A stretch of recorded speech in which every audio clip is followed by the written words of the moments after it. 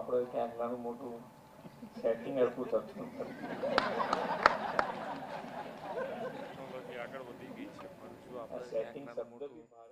Setting હરખું થતું નથી.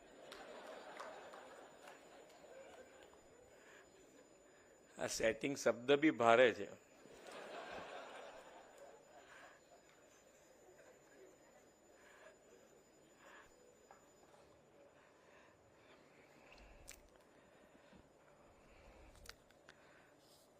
મહેસૂલી તલાટી વર્ગ 3 સંવર્ગના નવનિયુક્ત ઉમેદવાર નિમણૂક પત્ર એનાયત સમારોહ અને નવીન મહેસૂલી સેવાઓના શુભારંભ કાર્યક્રમમાં આપણી સૌની સાથે મંચ ઉપર ઉપસ્થિત મારા સાથી મંત્રી શ્રી સંજયસિંહ મહેડા, ગાંધીનગરના મેયર શ્રીમતી મીરાબેન પટેલ, જિલ્લા પંચાયતના પ્રમુખ શ્રી રાજેશભાઈ પટેલ, મારા સાથી ધારાસભ્ય શ્રીમતી રીટાબેન પટેલ, રાજ્યના મુખ્ય સચિવ શ્રી M.K. દાસ, મહેસૂલ વિભાગના અધિક મુખ્ય સચિવ શ્રીમતી જયંતિ રવિ, સામાન્ય વહીવટ વિભાગના અધિક મુખ્ય સચિવ શ્રીમતી અંજુ શર્મા, મહેસૂલ તપાસણી commissioner Shri Rajesh Manju, settlement commissioner Shri Adra Agrawal, Gujarat ગૌણ સેવા પસંદગી મંડળના ચેરમેન શ્રી તુષારભાઈ ધોળકિયા, આમંત્રિત સર્વે મહાનુભાવો, પ્રેસ મીડિયાના મિત્રો, સૌને મારા નમસ્કાર. આજે તમારા બધાના નિમણૂક પત્રો તો આપવાના છે, સાથે સાથે મહેસૂલી સેવાઓ integrated revenue court case management system e filing સુવિધાનું લોન્ચિંગ થયું છે. રેવા હેઠળ નાગરિકોના પ્રતિભાવ અને માટે કેન્દ્રિત સિસ્ટમનું લોન્ચિંગ થયું છે. ટુકડા ધારામાં સુધારાનું, મહેસૂલી સેવાઓ ઓનલાઈન થઈ છે 21 મહેસૂલી સેવાઓ, અને સબ રજિસ્ટ્રાર કચેરી વડગામ અને સિદ્ધપુરનું લોકાર્પણ.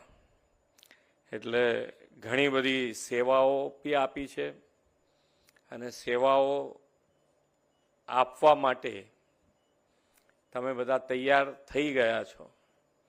અહીંયાથી એક બે વસ્તુ શરૂઆતમાં કીધું કે ભાઈ આશીર્વાદ એવા આપ્યા કે ભાઈ તલાટી થઈ જાઓ એમ, પણ તલાટી થઈ જવાની વાત નથી. તમારી અગત્યતા, તમારી કેટલી વેલ્યુ છે કે ભાઈ જ્યારે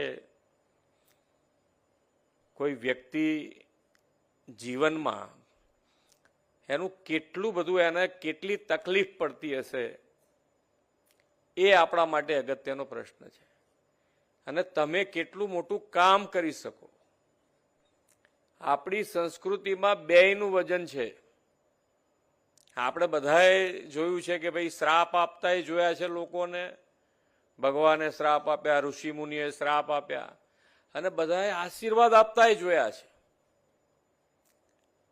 પણ હવે અત્યારે તો આપણને આશીર્વાદ ક્યાંથી મળે? તો આવા જ આશીર્વાદ મળે ને આપણને, કે ભાઈ આજે જે ખરેખર તકલીફમાં છે એનું કામ કરી દો, અને જે આશીર્વાદ મળે એ ભગવાને આશીર્વાદ આપ્યા બરોબર જ થઈ જાય. એટલે તમારું કામ, અને તલાટી શબ્દ વર્ષોથી તમે સાંભળતા આવ્યા હશો. તો કોમ્પ્યુટર શરૂ થયું હશે એ વખતે બધા કહેતા હતા કે ભાઈ ગામનું કોમ્પ્યુટર એટલે તલાટી. બધી માહિતી હોય એને, એવું નહીં એકલી કાગળિયાની કે જમીનની, આખા ગામની માહિતી હોય એની પાસે. કોણ શું કરે છે ને કેવી રીતે કરે છે ને બધી માહિતી હોય. અને એટલે જ એને કરોડરજ્જુ કહે છે. કરોડરજ્જુ કેમ કે કરોડરજ્જુ જો સરખી રહે તમારી, તો તમે આખું જીવન ટટ્ટાર રહીને કામ કરી શકો. અને જો કરોડરજ્જુ હરખી ના રહી તો કોઈને બી વાંકા વાળી દે, બેન્ડ વાળી દે. એટલે તમારું કામ ને તમારું કાર્ય એ બંને ખૂબ અગત્યનું છે. તમારા થકી ખૂબ, જેને કહેવાય કે ઘણા બધા ધક્કા ઘટાડી શકાય, નિવારી શકાય એવું કાર્ય તમારી પાસે છે. અને અપેક્ષા પણ તમારી પાસે એ જ હોય બધાની કે ભાઈ તમારી પાસે જઈએ એટલે કામ થઈ જાય. અને એ કામ થઈ જાય તો પછી બીજે ક્યાંય ધક્કો ખાવાનું એનું રહે નહીં. અને જો તમારું વ્યવસ્થિત કામ કરેલું મહેસૂલ ખાતામાં આગળ જાય તો પણ એવા કાગળિયા બની જાય કે જેથી કરીને ક્યારેય કોઈ પ્રશ્ન ના ઊભો થાય. એ પણ એક અગત્યનું પાસું તમારી પાસે રહેલું છે. એટલે તમે ધારો એ રીતે કામ કરી શકો છો. આપ તમારી પાસે હોશિયારી હોય અને હોશિયારીનો ઉપયોગ અને દુરુપયોગ આપણે બે જોયેલો. આપણે બી તમારા જીવનમાં કે તમે ડિપાર્ટમેન્ટમાં કામ કરશો એવી વાત નહીં, બીજા ડિપાર્ટમેન્ટમાં તમારે કામ પડતું હોય, ક્યાંક બીજાનું કામ પડતું હોય તો તમે જોયું હશે કે ભાઈ કોઈક હોશિયારી કરે ને કોઈક હોશિયારીનો ઉપયોગે કરે ને દુરુપયોગે કરે. તો એ વખતે આપણને કેવું ફીલ થાય છે, કોઈક આપણને ડફોડ બનાવતો હોય તો આપણને કેવું ફીલ થાય, એવું તમે કોઈક દાડો કોઈકને બનાવવા જાઓ તો એ આપણે ધ્યાન રાખવાનો વાત છે કે ભાઈ આપણને એ દાડે આવું લાગતું હતું કે ભાઈ આ ખરેખર હેરાનગતિવાળું નથી તોય આપણને હેરાન કરે છે. અને જે દુઃખ થતું હોય, મેં મારો દાખલો આપ્યો છે કે ભાઈ અમે બી જ્યારે અમારી ઓફિસમાં બેઠા હોઈએ તો ચૂંટાયેલી પાંખ આવે તો બહાર બેઠા હોય લિસ્ટ પ્રમાણે બોલાવતા જઈએ, અંદર આવતા જાય ઓફિસમાં, પણ અધિકારી આવે તો સડસડાટ અમારી ચેમ્બરમાં આવી જઈ શકે. મુખ્યમંત્રીની ચેમ્બરમાં જવાનું હોય તો ફટાફટ જાય અધિકારી, અને અમે બધા બહાર બેઠા હોય ધારાસભ્ય તરીકે તો અમારે રાહ જોવાની થાય.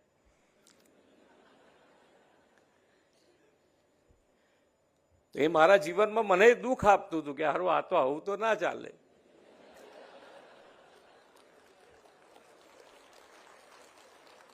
તો અમે અત્યારે અમારા ત્યાં ધ્યાન રાખાઈએ છીએ કે ભાઈ ઇમરજન્સી વાળું હોય તો આવી જવાનું, પણ ઇમરજન્સી વગર જ્યારે પબ્લિકનો ટાઈમ હોય તો અધિકારી અંદર નહીં આવવું જોઈએ. કારણ કે જેથી કરીને જે બહાર બેઠા છે, બહાર ઊભા છે, એમને દુઃખ ના થાય કે સડસડાટ આવે ફાઇલ લઈને, સડસડાટ ચેમ્બરમાં અંદર ઘૂસીને કામ થઈને બહાર આવી જાય.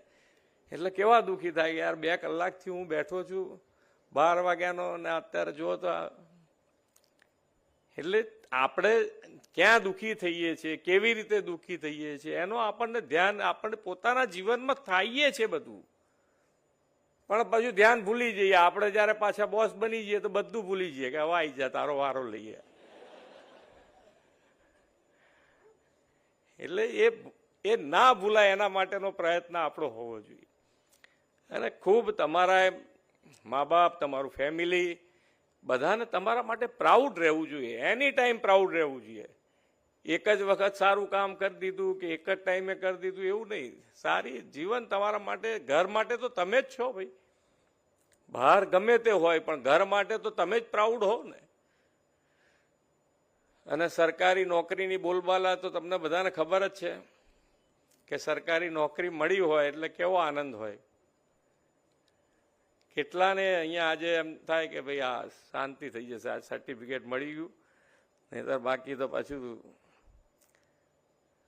પેલું શું સર્ટિફિકેટનું ચેકિંગ ને વેરિફિકેશન ને એમાં આપણા ત્યાં બહુ વાર થાય છે. વેરિફિકેશનમાં એમાંય જરા દાસભાઈ કંઈક કરવું પડે એવું છે. કારણ કે બધું કમ્પ્લીટ થઈ ગયા પછી સર્ટિફિકેટ ના આવે ને એટલે પછી આમ માગા પાછા થઈ જાય. મારી પાસે સોમ મંગળવારે ફરિયાદ લઈને આવતા અમારું બધું પતી ગયું છે, હવે કંઈ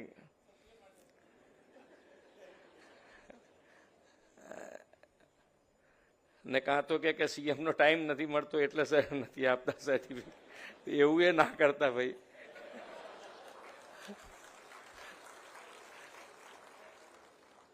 સર્ટિફિકેશનમાં ક્યાંક ને ક્યાંક એવું વેરિફિકેશનમાં ને એ બધામાં કંઈક મોટો ટાઈમ લઈ લેતા હોઈએ છીએ. તો એ જરા એક વખત બેસીને જોઈ લેવું જોઈએ.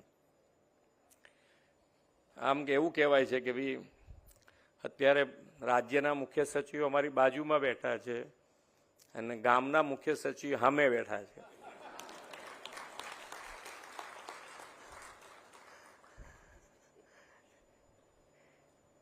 એટલે બધાએ આ બધી જે તાલીઓ પડી એ તમારા માટે જ છે. તમે પાડી છે તાલીઓ એટલે તાળીઓનું તમે માન રાખજો તમે બધા ભેગા થઈને. મુખ્ય સચિવની જે જવાબદારી છે એ કંઈ નાની નથી હોતી. એટલે તમારા બધાએ આ બાજુ તો દેખાતું નથી પાછું છે.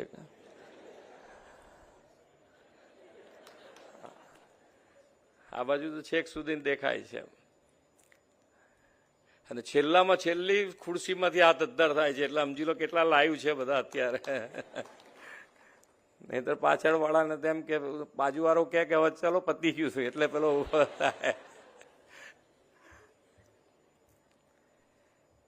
ચાલો તો બીજું કઈ આજે કઈ છે નહીં લાંબુ, તમારે બધું કહેવાઈ ગયું છે. આમ તમને આનંદ થવો જોઈએ ને આજે તો.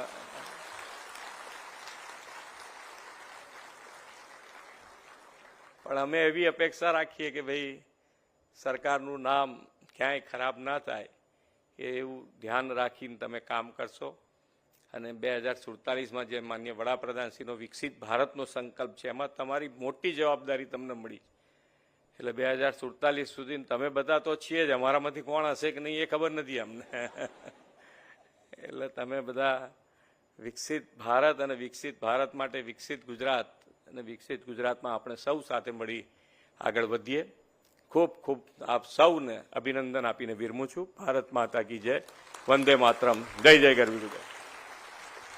ખૂબ ખૂબ આભાર.